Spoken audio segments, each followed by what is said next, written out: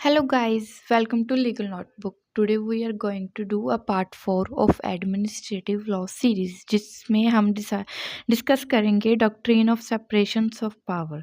अब इसको हम मोटा मोटा देखें तो doctrine of separation of power होता क्या है। जो 3 ऑर्गन्स हैं एडमिनिस्ट्रेटिव लॉ के गवर्नमेंट के, जो है लेजिस्लेचर, एग्जीक्यूटिव एंड जुडिशरी।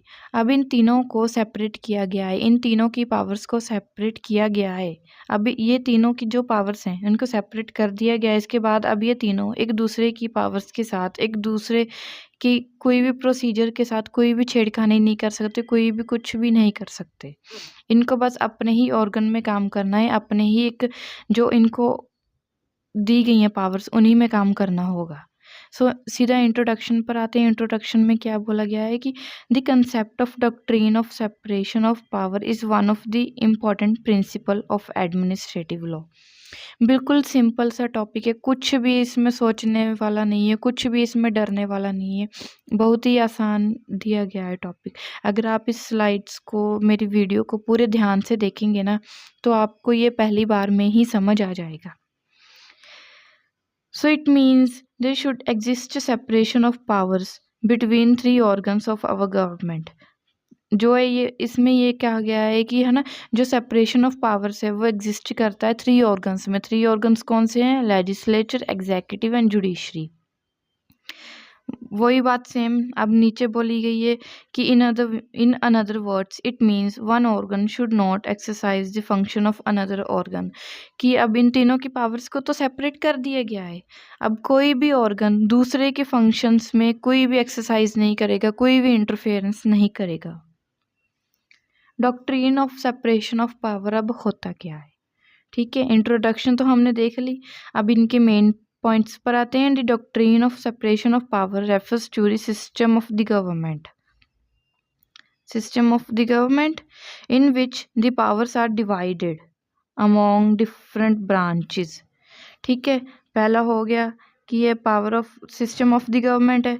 दूसरा पॉइंट हो गया कि the powers are divided among different branches, ठीक है, ऑफ द गवर्नमेंट। ठीक है, each branch controlling different organs of the government. ये थर्ड पॉइंट हो गया हमारा। ठीक है, फर्स्ट पॉइंट कौन सा था कि है ना, जो doctrine of separation of powers है ये रेफर करता है कि है ना सिस्टम ऑफ द गवर्नमेंट को। दूसरा पॉइंट क्या था?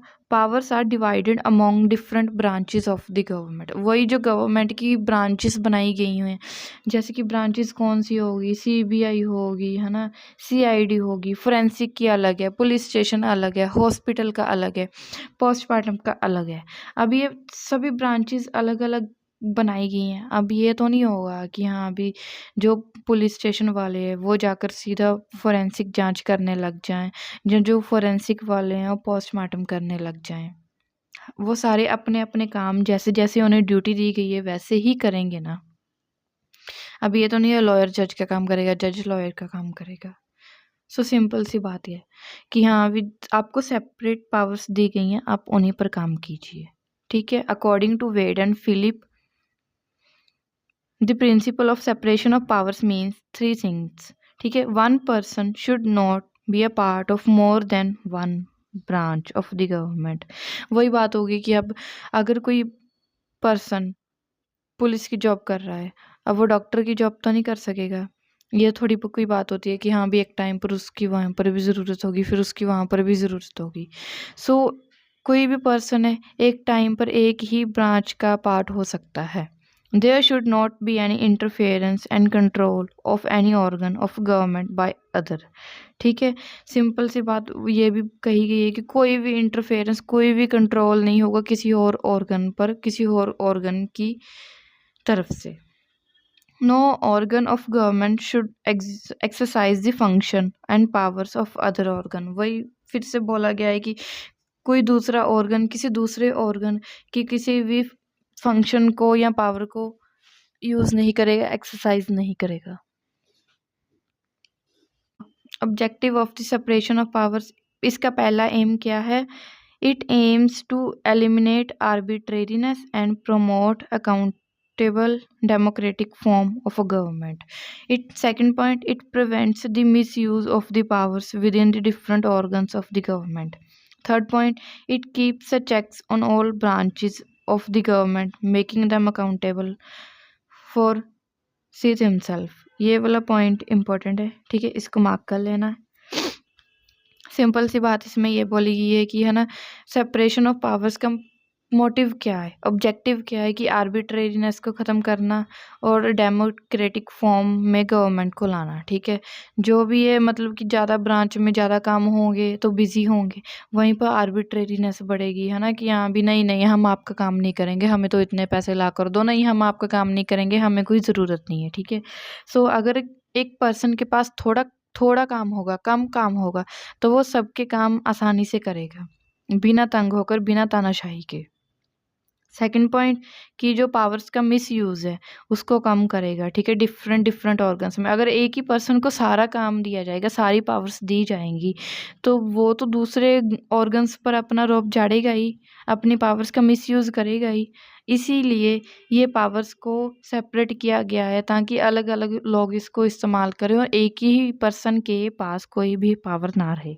थर्ड, ये मेन पॉइंट है, ये मेन वर्ड्स हैं कि checks on all branches, keep checks मतलब कि सभी ब्रांच जो गवर्नमेंट है, ठीक है, जो सेपरेशन ऑफ पावर्स है ना, ये सबको लाइबल बनाता है कि आप जो काम कर रहे हो, जिस भी ब्रांच में काम कर रहे हो, उसका सारा ब्यौरा डाटा एक प्रॉपर रखा जाए, ताकि आपको अगर गवर्नमेंट कुछ भी कहे तो आपको वो देना पड़ेगा। अब आगे फोर्थ ऑब्जेक्टिव देखा जाए तो this doctrine maintain balance among the three organs of the government. ये कितनी इंपॉर्टेंट बात बोली गई है कि है ना, the powers among them so that the powers doesn't concentrate in any one branch. Important point है कि यहाँ भी doctrine of separation of power जो है ये बैलेंस मेंटेन रखती है कि हाँ भी पावर्स को डिवाइड कर दिया गया है। अब सभी लोग, सभी जो ऑर्गन्स है प्रॉपर तरीके से काम करेंगे, किसी एक ऑर्गन पर पूरा कंसंट्रेशन नहीं जाएगा, गवर्नमेंट स्मूथली वर्क करेगी। Fifth point, this principle allows on the branches to specialise in their respective field with an intention to improve efficiency. ये जो डॉक्ट्रिन है ना, ये अलाउ करता है कि हाँ भी सभी ब्रांचेस है ना वो अपने फील्ड में स्पेशलाइज हो सकें और उसको इम्प्रूव में ला सकें।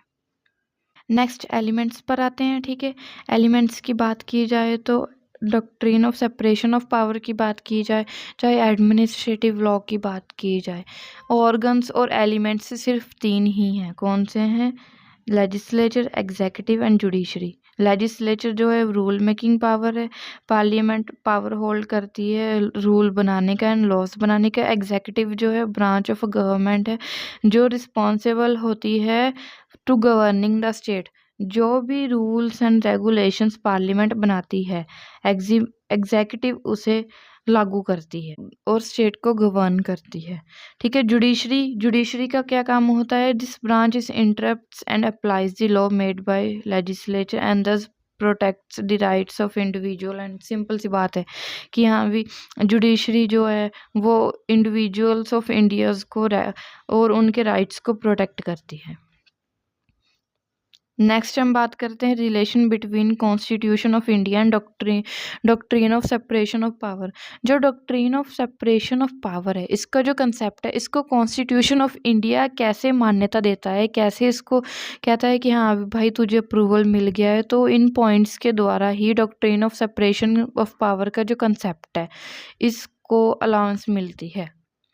In India, although the constitution does not specify about any particular article which talk about doctrine of separation of power, however, there are certain articles which support the doctrine of separation of power. ये जो नीचे articles आएंगे ना, इन्हीं के द्वारा ही doctrine of separation of power के को मान्यता मिली है, को माना जाता है। फर्स्ट है article 53 sub article 1, article 154 of Indian Constitution clearly state that executive powers of the union and the state are vested in the president and governor respectively and shall only the exercise directly by him और his subordinate और others.